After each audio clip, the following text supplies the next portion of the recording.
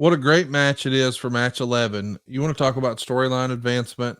This is such a beautiful story here. Mankind is going to pin Austin in 10 minutes and 27 seconds. These guys have had so many great matches over the years. This one's heavy on story. We're going to get some stunners, and a referee is going to start to count. And when he does, Vince has this miraculous recovery, jumps up out of the wheelchair, and decks the referee, Mike Chioda.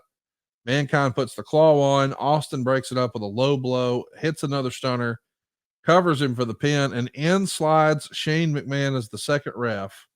He's going to go 1, 2, and then flip Austin off and start laughing. At that point, Briscoe runs in and hits Austin with what Dave Meltzer described as a love tap with a chair. And then Austin laid down for 3 with Shane counting.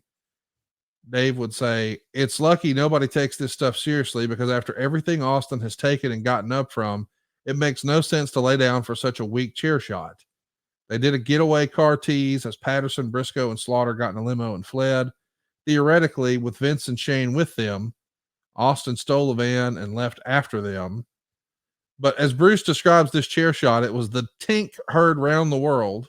I guess there's a lot of pressure on Briscoe, who, as you might imagine, probably didn't throw a lot of chair shots back. Well, he didn't want to hurt Austin. That's the key thing. That's the story. Yeah, that's the story right there, Conrad. You can't kill the golden goose.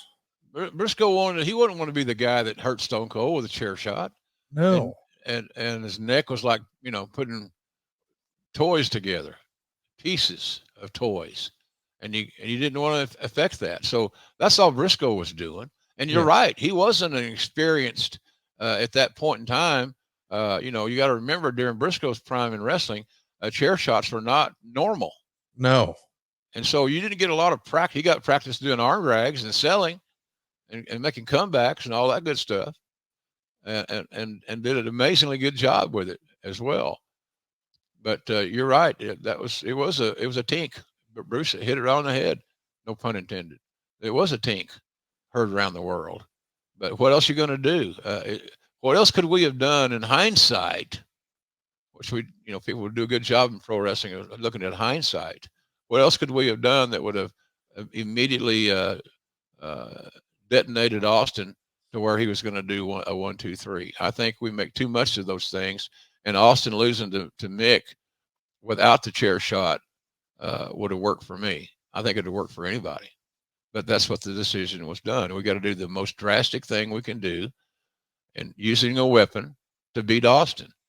And after all Austin had gone through that night and his health, his extreme health conditions, we didn't need to do any more than that. Austin losing was the story, not how he lost. Austin losing. And secondly, Mick Foley winning was also huge. So anyway, that's kind of where I saw that deal. I don't think we even needed a chair.